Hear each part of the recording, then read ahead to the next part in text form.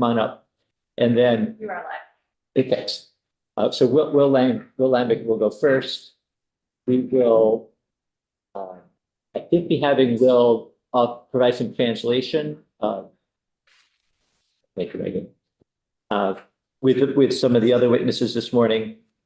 And then just previewing the rest of the agenda after lunch, we have the Farm Bureau will be testifying, some members of, I think possibly members of our Vermont Farm Bureau, but also farmers from New York State who we're hoping to give us some perspective on New York State's fairly new law that allows farm workers and agricultural workers to organize. And then we'll be closing out the afternoon with the Massachusetts Labor Relations Board Director. I'm not sure if that's what they call that entity in Massachusetts, but we'll also be getting some perspective from that state. And we'll be hearing from Legislative Council as well a little bit later.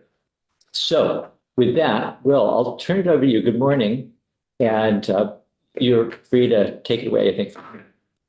Thank you very much, Chair Durfee. Good morning, members of the committee. For the record, my name is Will Lambic. I'm a staff member with the Vermont-based nonprofit organization, Migrant Justice. Very happy to be here, and thank you for providing the space to be here today. Good morning, members of the committee on Zoom as well. Senator Ramsdale, congratulations on the baby, and wishing the best for his health. Thank you. I'll be providing some initial remarks. Then you'll be hearing from a number of members of Migrant Justice who are part of the immigrant farm worker community in the state. And then I'll be providing some closing remarks as well. This is going to be a bilingual hearing today. We're always pleased when folks can be coming into the people's house and speaking languages other than English.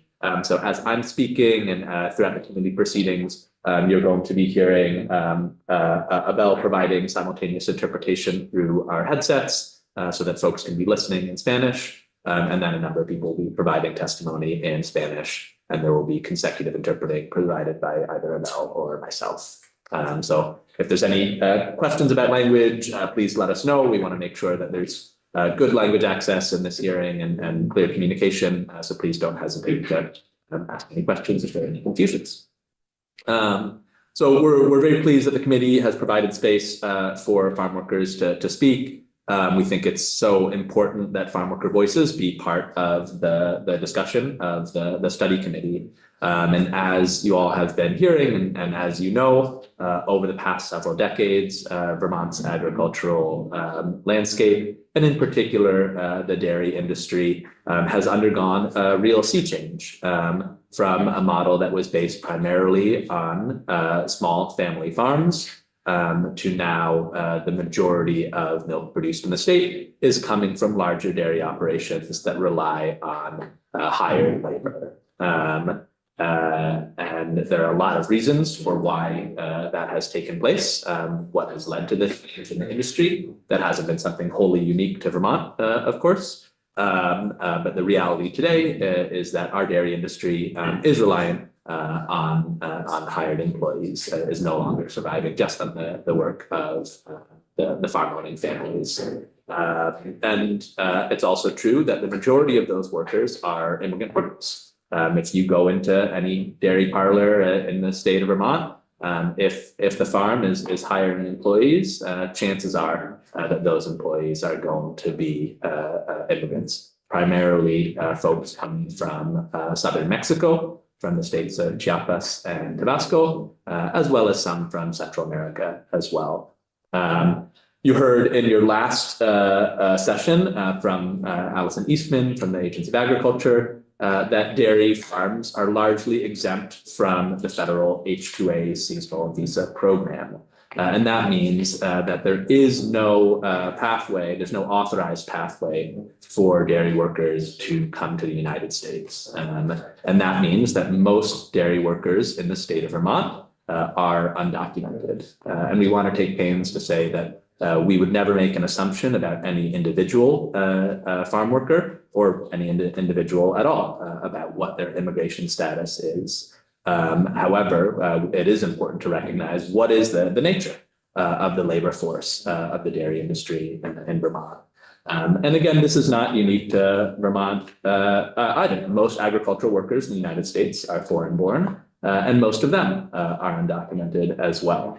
This is a reflection of a broken federal system, but we aren't here to debate that policy. And believe me, Migrant Justice has a lot to say about federal immigration policy, but we think it's really important that we stick to the purview of this study committee, which is about labor laws for agricultural workers in the state of Vermont. And both Vermont and US labor law is clear that regardless of the immigration status of the employee, all employees are guaranteed labor rights. And that's what we're here to talk about. So a little bit about Migrant Justice. We've had the pleasure to provide testimony before many of your committees before, and I'm sure that many of you are familiar with the work of Migrant Justice. But Migrant Justice is a nonprofit human rights organization founded and led by the community of immigrant farm workers in Vermont. We were founded following the tragic death of a young dairy worker, a 19-year-old from Chiapas named Jose Obed Santis Cruz, who died in a preventable labor accident on a dairy farm in Franklin County in December of 2009.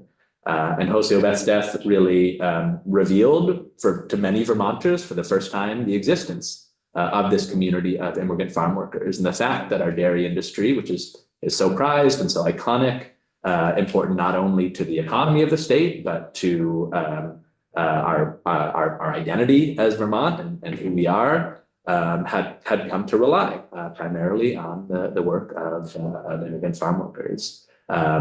Obed's death was also a spark that had that community begin to organize together and come out of the shadows and say, we don't want to have anybody else from our community have to go home in a body bag.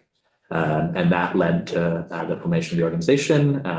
And over the past 15 years, dairy workers have been coming together to advance a human rights agenda that's brought them to the State House many times over the years, and Vermont can be very proud of itself for the way that has passed laws and policies welcoming immigrant communities and making life for immigrant farm workers easier in the state.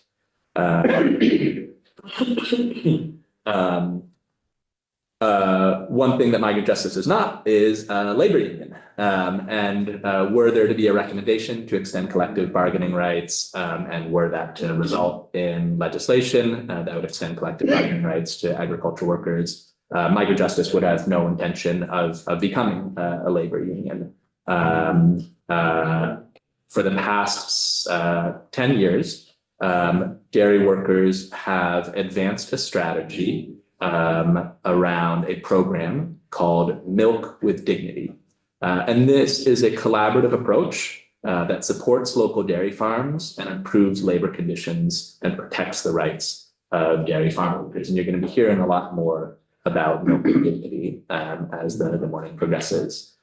This is a supply chain approach that takes as a precept that farm workers and farmers share many of the common interests, and both are suffering under an unfair industry structure that profits from dairy, but doesn't fairly pass those profits down to farmers and farm workers. So Milk with Dignity invites companies that buy dairy products to become part of the solution by paying a premium to farms that enroll in the program and rewards them for making improvements to labor and housing conditions. So we really see this as a win-win-win. It makes workers' lives better, it supports farms, and it's a win for companies because they can then turn around to their consumers and say, we have transparency in our supply chain, we're sourcing from farms that are protecting workers' human rights, and that's something that consumers value greatly. So with that, I'm going to pass it to my colleague Abel, who will provide a little bit more information and read some written testimony from farm workers who weren't able to be here today. Thank you.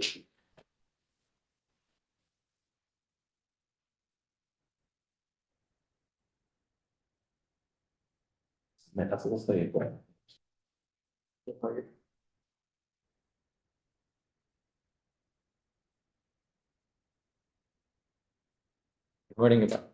Good morning, everyone. Thank you for the space. For the record, my name is Sabe Luna. I'm also an organizer with Migrant Justice. Thank you for opening the doors and listening to testimonies. I'm going to be reading two testimonies from two farm workers that were not able to be here today. And I already submitted them through email just to make sure that they are there. So I'm going to start with the first one. And so it goes, morning, everyone. My name is Gamaliel, and I'm a dairy farm worker in the town of Newport, Vermont. It is crucial for you all to understand the role that migrant farm workers play in the dairy industry in our state of Vermont, an industry that is so essential to this state. We perform some of the hardest jobs, some of the most difficult jobs, and some of the most risky jobs in this state. It's unfortunate that some workers are working 12 plus hours, and that's not because we want or not because we choose to. That's because the nature of the dairy industry. Cows don't milk themselves. Many workers that are part of the migrant community earn below the state's minimum wage, which this year is $13.67. I'm part of this group. I'm part of this group of workers earning below the state minimum wage. For me and my family, it will be very helpful to receive a fair and dignified wage. To give you all an idea of the conditions that I face, I'm currently working 12 hours a day, earning $10.26 per hour. I want you all to have an idea of my day to day. I start my day at 3 in the morning. I have to make my way to work to start milking the cows. I start making the cows' bed. I start milking with one more person. We have to milk over 500 cows. Then we have to separate the dry cows or the dry groups from the rest of the other groups, which is a lot. We're always working with heavy animals and putting ourselves at risk, and also with heavy machinery. We have to give the cows medicine. We have to push the cow manure. We have to clean the milking machinery and the equipment. That's a lot of work. We have to do this for 12 hours straight, and we have to do this for $10.26 an hour. So I ask you all sitting here today a question. Will you do this work? Will you do this hard work and dangerous work for such a low wage? Will you do it and make ends meet to support your family?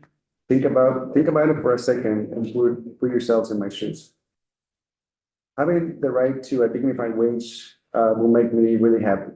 I will be a lot happier waking up so early in the morning and heading to work.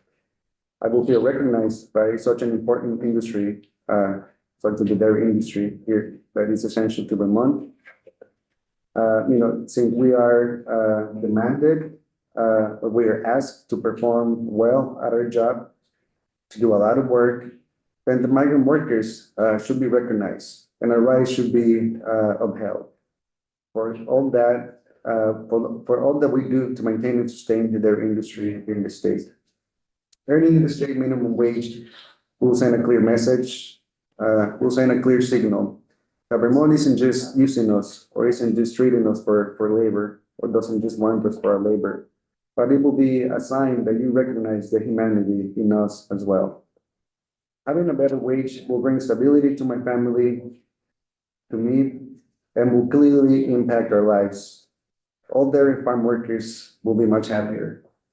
Let's end the abuse. You have an opportunity in your hands to put an end to terrible and horrible human right exclusions that have persisted for decades. So we hope that you can stand on the right side of history and make the right recommendations to the legislature. That was the first testimony from Gamaliel. And we have another short testimony. And I start. My name is Luisa Benitez Moreno.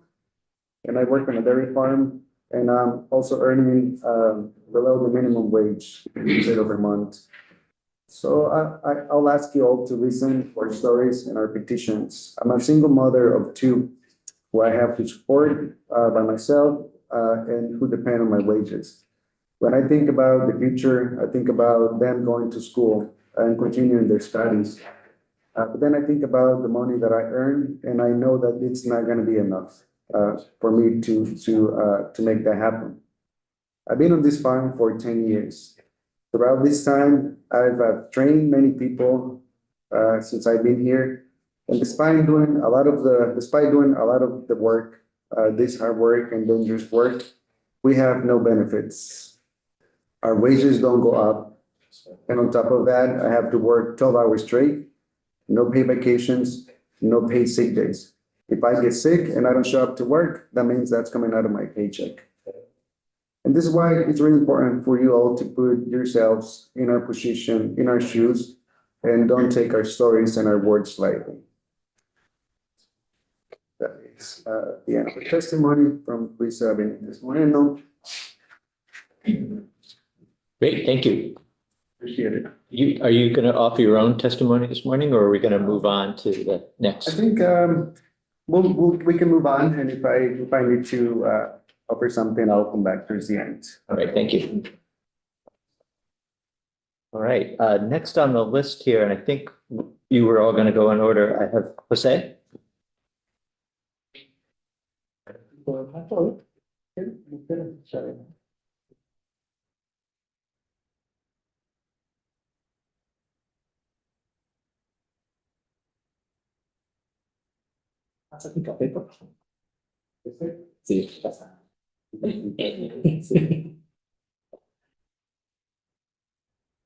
Morning. Hola, buenos días. Mi nombre es José Ignacio. Hello, good morning. My name is Jose Ignacio.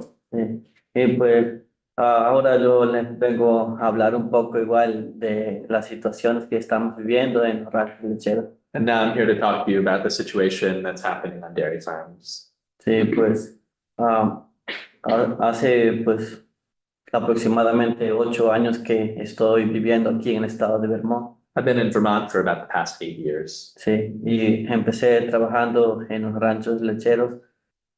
And I started out working on dairy farms. Sí, entonces, pues una de mis situaciones fue que cuando entré a trabajar en un rancho, pues no teníamos calefacción en la casa donde vivíamos, compartíamos la casa con los tractores en el garage de los tractores. And one of the farms that I was working on, we didn't have heating in the house. We lived in a housing unit that had been built into the farm's garage. And so on one side, there were the farm's tractors, and on the other side, we were sleeping. Sí, y un día trabajamos 16 horas y al día siguiente trabajamos 12 horas.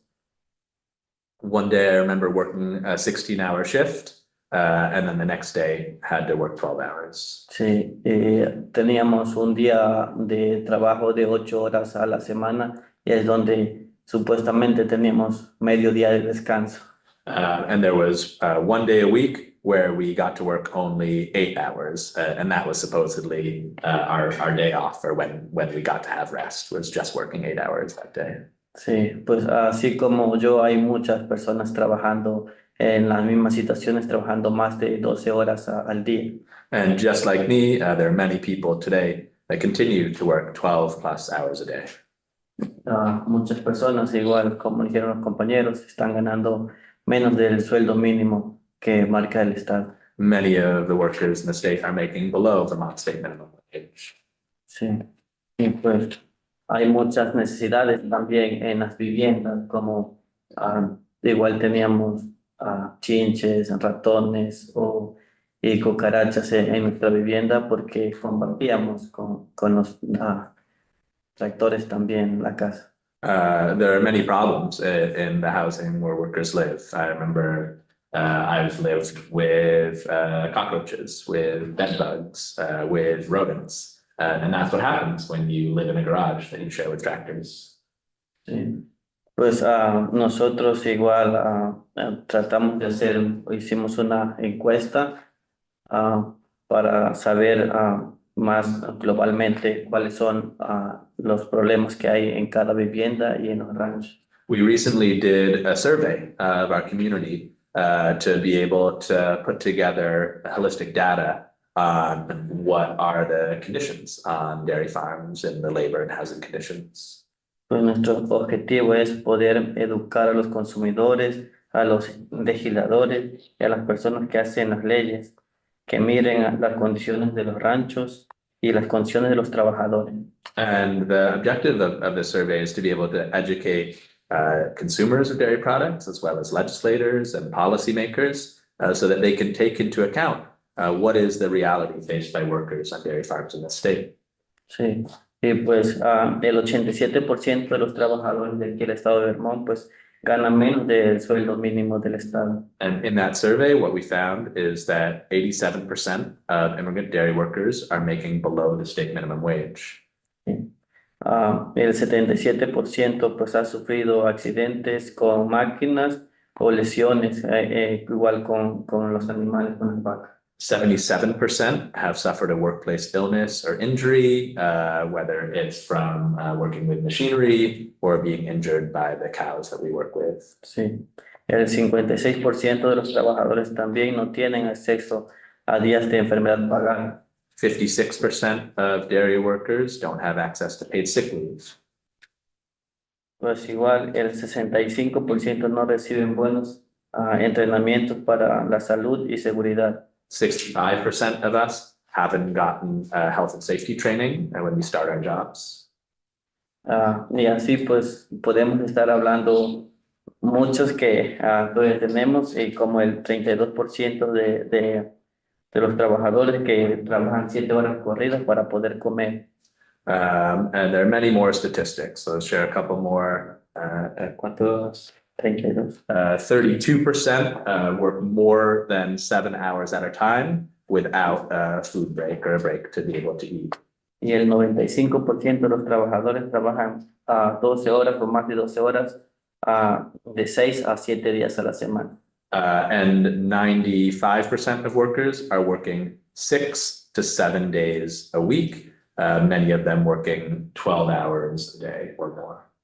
El 29% no tiene un día libre a la semana, o sea, nunca descansa. 29% of workers don't ever have a day off. They don't get to rest. They work around the week. Y esto me recuerda hace rato que estaban hablando un poco de las visas, que hay personas que vienen por temporadas y quiero decir que en el rancho pues no es por temporada, es todos los años y diariamente que está el trabajo.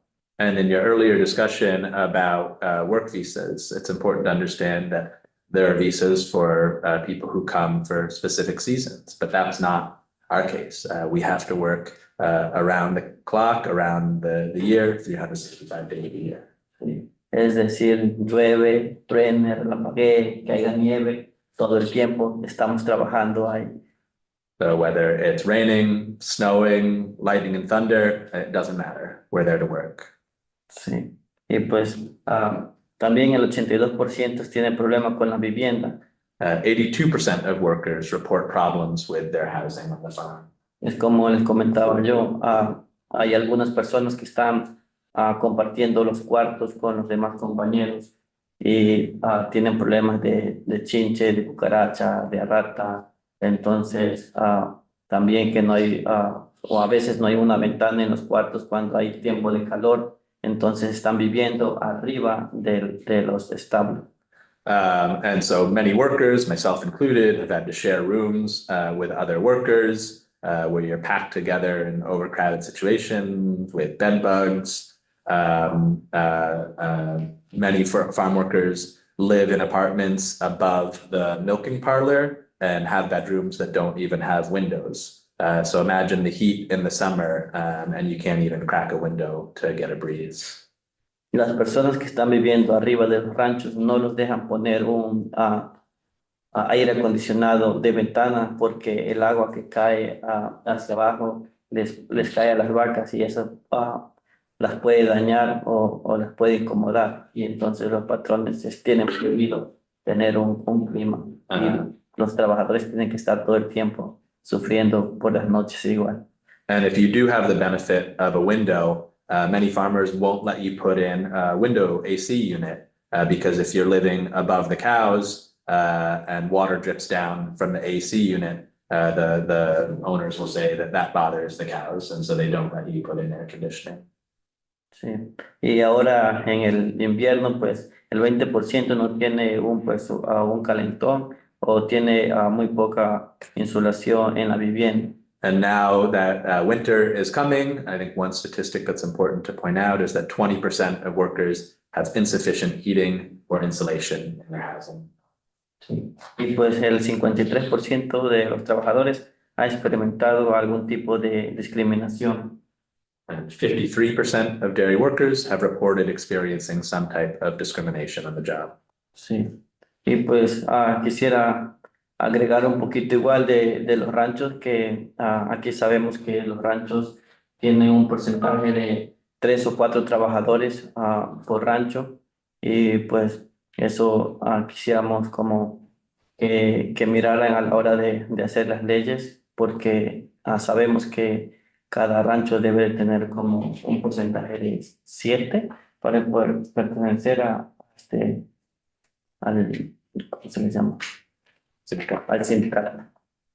And then finally, I just want to have you understand the size of the farms that we're talking about. These aren't large operations. We're talking about farms that employ 3 to 4 workers. And so as you're considering proposals, I think I've heard that maybe people are talking about like a minimum of 7 workers on a farm to form what's it called, a labor union. But remember the size of the farms that we're talking about. Sí. Sabemos igual, hay muchos ranchos que igual son grandes también, tienen 30, 40 trabajadores, pero la mayoría son ranchos que están trabajando con 3 o 4 personas, y pues esas personas trabajan entre 800 y 1200 vacas al día. And so there are some farms in the state that are quite large, 30 to 40 workers. But most of us are on farms that are 3 to 4 workers, and those 3 to 4 workers, you're milking 800 or more cows on those farms.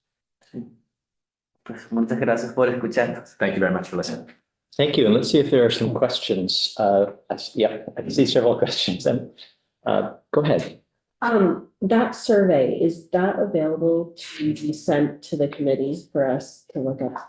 Sí, puedo responder esto, la pregunta si pueden ver la encuesta. Yes, and you actually do have it in today's documents. Okay. And we'll talk a little bit more about it, but you should have access to a 2-page summary.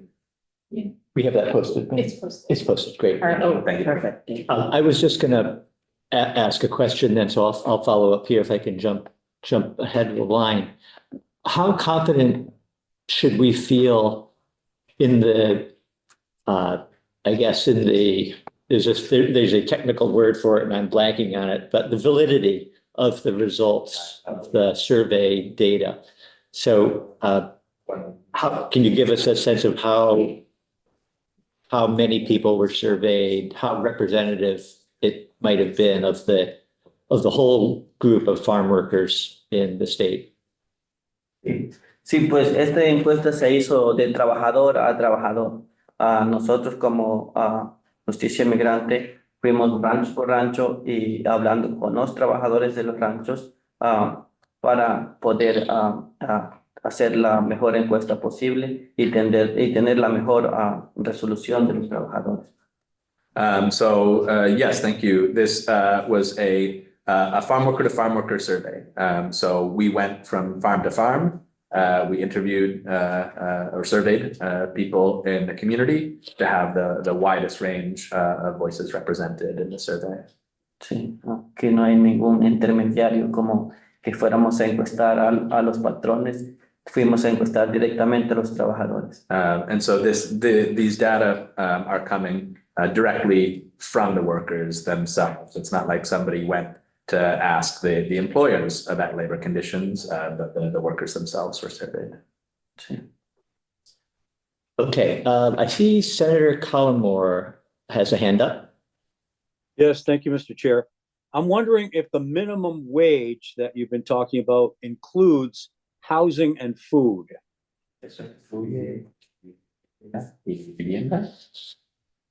No, la comida se compra aparte, cada persona pues tiene diferente forma de comprar su comida o de alimentarse, entonces cada persona compra su comida muy aparte. No, workers are responsible for buying their own food. Each worker is on the hook for the cost of their food, so that's not included in wages. What about the housing? ¿Y la vivienda? Sí, entonces la vivienda que se proporciona en los ranchos muchas veces es inhumana, entonces pienso que no podríamos llamarla vivienda en sí. So the housing that is provided on the farms, oftentimes these are inhumane dwellings. You can't even really call it housing, and so no, we don't include that. Okay, thank you.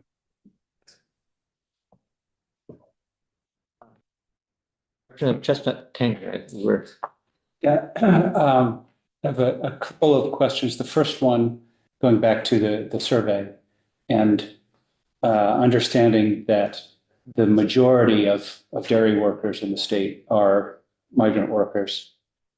Was there an attempt, or was the survey within the migrant justice community, or did it reach beyond that?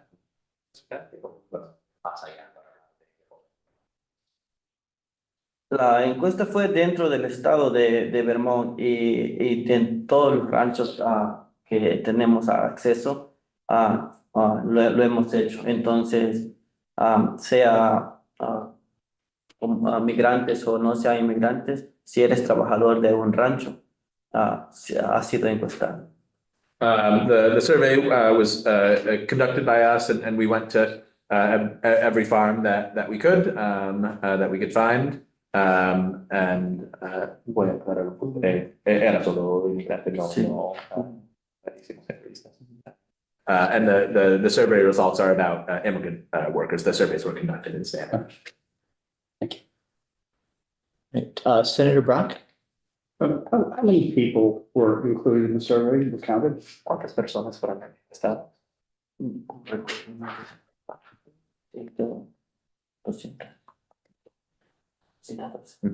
212. 212 workers. And how many workers in total do you think there are who are migrant workers in Vermont on dairy farms? ¿Cuántos trabajadores inmigrantes hay en total, crees, en ranchos lecheros en Vermont? Aún no lo sabemos. No tenemos como un presupuesto más de Como 1,000. 1,000. So Jose Ignacio responded, we don't have a specific count. There hasn't been a census done. I'm not sure how many you would say, and I responded to him. We usually estimate based on our knowledge that there are approximately 1,000 immigrant dairy workers in the state. Is there a range that you saw in going from farm to farm, that there are some farms that have significantly better conditions and that do in fact pay a living wage? Hay un rango, vieron cuando estaban hablando de rancho a rancho, que hay algunos ranchos con mejores condiciones y que sí, de hecho, pagan lo mismo. Creo que sí hay ranchos con buenas condiciones. Ahora, pues, se ha estado implementando bajo el programa Leche con Dignidad. Entonces, esos ranchos que están dentro del programa, pues, están mejorando la calidad de vida de los trabajadores. Yes, there is a range. There are some farms that are providing better conditions, and specifically farms that are enrolled in the Milk with Dignity program. They're providing a living wage for their workers. Is it by living wage, do you mean the federal minimum wage or something higher than that? Y cuando dices una buena calidad de vida, ¿qué significa eso? ¿Como es el sueldo mínimo federal o algo más alto? Sí, están pagando el sueldo mínimo estatal y también las personas no están compartiendo los cuartos ahora. Dentro del programa Leche con Dignidad, cada persona tiene su privacidad, tiene su cuarto y también ya no están sufriendo de frío o de cucarachas o de ratones. Entonces, creo que tienen también dentro de esos días de descanso a la semana, tienen también muchas responsabilidades también, pero muchos beneficios en el programa. Under the program, they're guaranteed at least the state minimum wage. And then on top of wages, they're also living in more dignified conditions. So workers have sufficient space. They don't have to be sharing tight quarters. They aren't living with cockroaches and rodent infestations or suffering cold in the winter. There's more rest breaks. There are many benefits to being part of the program. And of those farms that are in the Milk with Dignity program, is that something that Migrant Justice publicizes or makes public which farms do meet those qualifications? Y de los ranchos que pertenecen al programa de la comunidad, hay una lista pública que simplemente publica donde se puede ver cuáles ranchos forman parte del programa. Pues nosotros sí las tenemos, no sé si la han publicado alguna vez, pero sí, igual como entre la comunidad migrante siempre saben dónde son los ranchos que están bajo el programa de la disponibilidad. De hecho, tenemos una compañera aquí y no quisiera hablar mucho de eso porque ella quiere platicar un poco igual su historia de lo que ha estado viviendo dentro del programa de la disponibilidad. We, within the organization, we know what farms are in the program. I don't believe there's a public list. I don't want to speak too much about conditions in the program because I don't want to steal the thunder of my fellow member who is on a Milk with Dignity farm and is here to testify about the conditions on her farm and within the program. I would just say, from committee's perspective, I think it would be useful for us, and whether that's on the schedule for today or not, when we talk with dairy farmers, to hear from some people who are in the Milk with Dignity program from a farmer's perspective to know what effect it has on them, their hiring, their operations, their economics and worker satisfaction.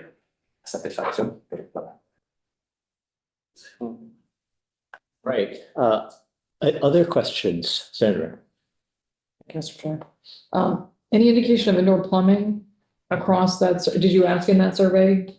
En la encuesta se habló de plomería, de la tubería. ¿Saben cuál es la situación con la tubería en las casas? Se habla más como forma general, no se habla como muy específico, pero sí hay encuestas que muestran un poco sobre eso. Yeah, there were some general questions about that.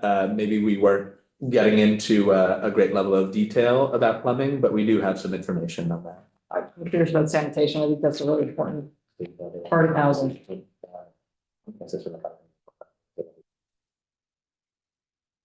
Can you speak more about, back to the chair's question about validity and reliability of the results? It sounds like maybe 1/5 of the workers were surveyed. Were you targeting your survey to say Franklin County? Was it statewide? How did you choose those 200 out of the 1,000 workers? I'm just trying to get a sense of we're Migrant Justice folks. ¿Cómo eligieron los trabajadores? ¿Era particularmente en el condado de Franklin, un área en particular, algunos ranchos sí o no? ¿O cómo eligieron dónde fueron? Pues prácticamente fueron en todas las áreas que pudimos tener el alcance. Como saben, igual es una organización local y también fue a base de contactos que hemos recaudado a base de los años y con personas que están dispuestas a dar su testimonio también, porque muchas personas, aunque están sufriendo, tienen miedo de tener esa represalia con el patrón, de que el patrón los corra por levantar la voz. So we went to every farm that we could find through the contacts that we've had over the years throughout the state. Speaking basically, with every worker who we could, who would open the door. It's the sad reality that many workers don't feel comfortable speaking, even in an anonymous survey, because of fear of retaliation. If they speak out about what they're experiencing, they're worried that they would suffer retaliation, be fired. Thank you so much. Senator Ram Hinsdale has a hand up. Thank you. Thank you for being here and thank you for your work in our dairy industry. And I don't want to detract from anything you're saying. Here is Wesley, just for, because I promised a little baby time. I wanted to ask a broader question of migrant justice, so it doesn't have to be answered now, but do you see state laws or labor policies that are working elsewhere that might underpin Milk with Dignity and give it enforcement power?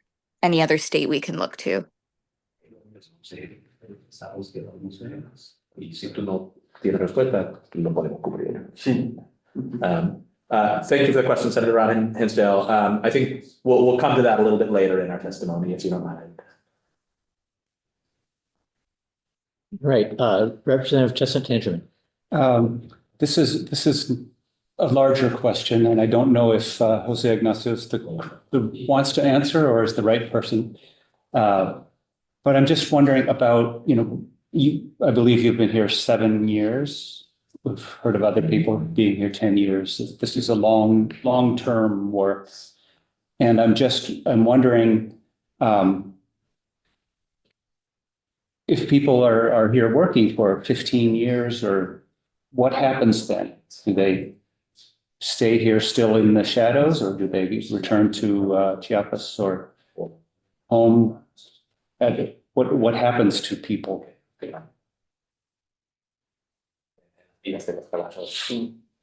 Pues la mayoría de las personas cuando vienen aquí, pues la idea es prácticamente de todos es cuando estemos listos a regresar y no estar como arriesgando siempre nuestras vidas para poder cruzar hasta acá. Entonces, todas las personas que yo he conocido que tienen mucho tiempo aquí no han regresado a su país originario. So for most people, when they come, they're coming and they're staying here for quite a while because we want to not be putting our lives at risk, coming and going, crossing back and forth between the US and Mexico. So the people I know in the community, they're really staying here for quite a long time.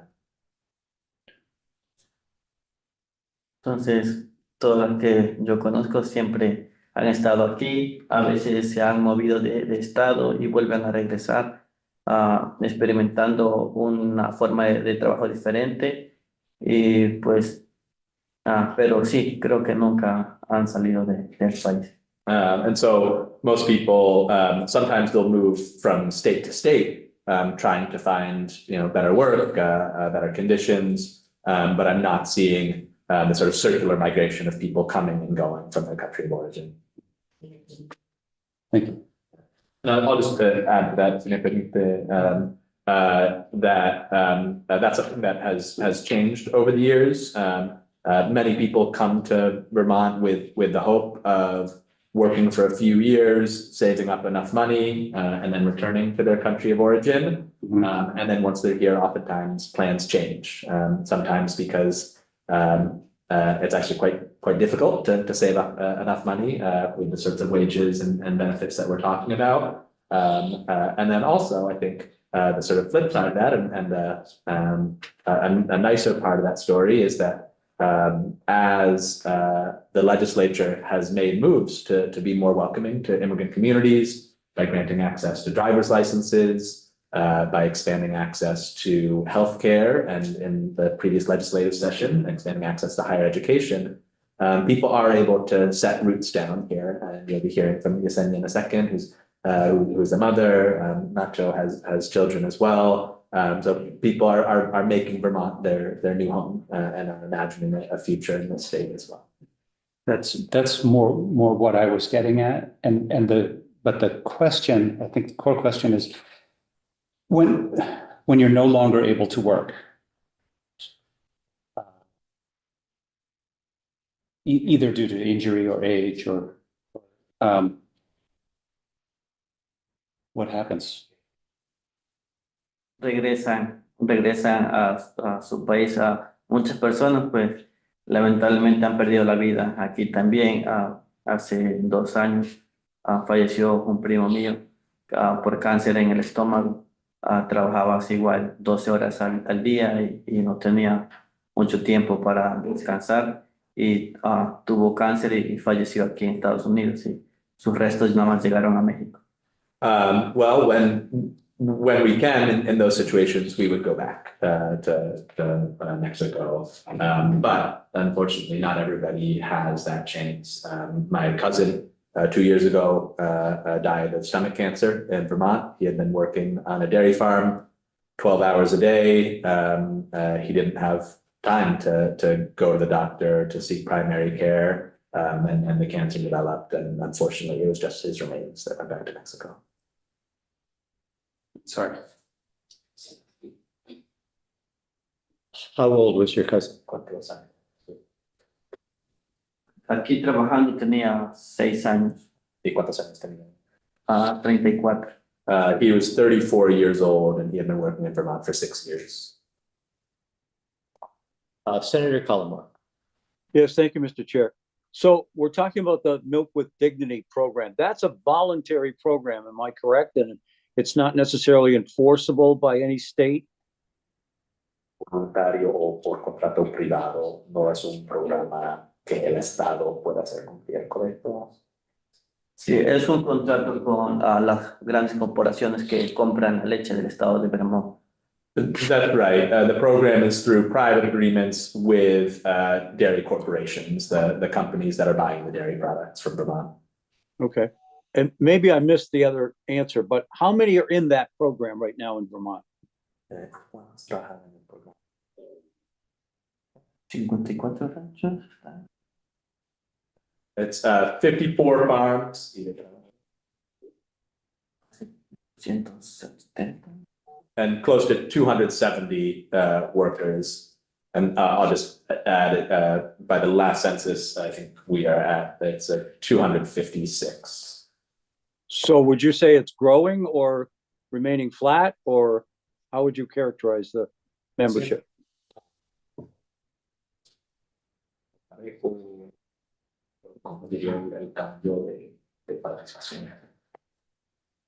Pues para expandir el programa Leche con Dignidad se tienen que unir a las empresas como Hannaford, que estamos pidiendo a esa empresa que se una al programa Leche con Dignidad y así pues, más trabajadores en los ranchos y más ranchos tengan los mismos beneficios. So to expand the program, we need more companies to join. And for example, currently we're inviting Hannaford Supermarket to join the program to source their milk from Milk with Dignity. And that would result in the future expansion of the program, more farms and more farm workers covered. Thank you. Does that suggest that the participants in Milk with Dignity have a customer base that will pay the higher prices that the higher costs that they incur would justify?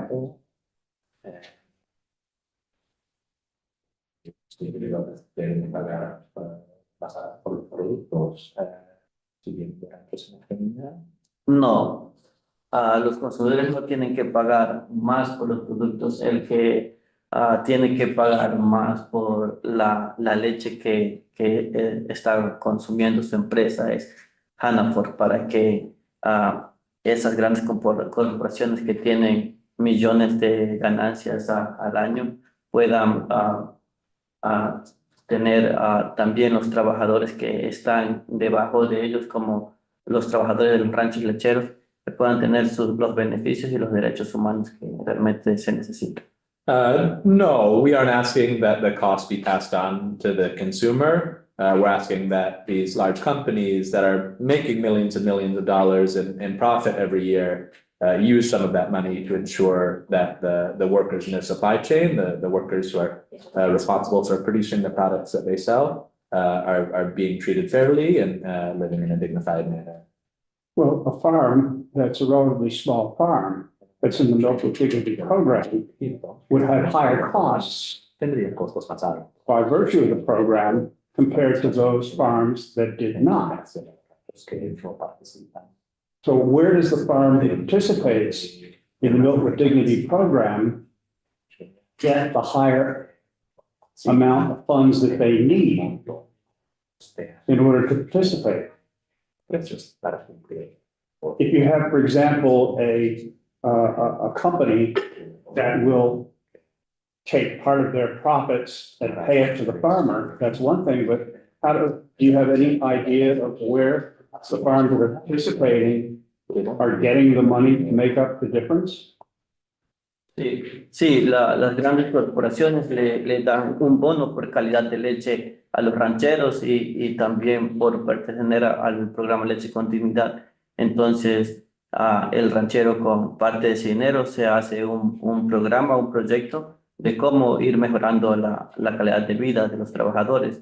Pueden empezar por subir el salario, no tiene que ser todo completo, porque sabemos que hay muchas dificultades, pero se empieza subiendo el salario o arreglando la vivienda, entonces sería una opción de los trabajadores, cuál sería lo ideal para ellos en ese momento.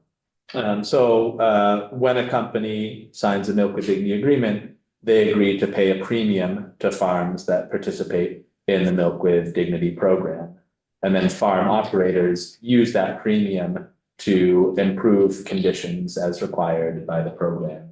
And it doesn't need to be everything all at once. You look at what are the priorities, what has to change first. Maybe on one farm, it starts with wage raises. On another, it could be improvements to housing. But the money is coming from the participating corporation.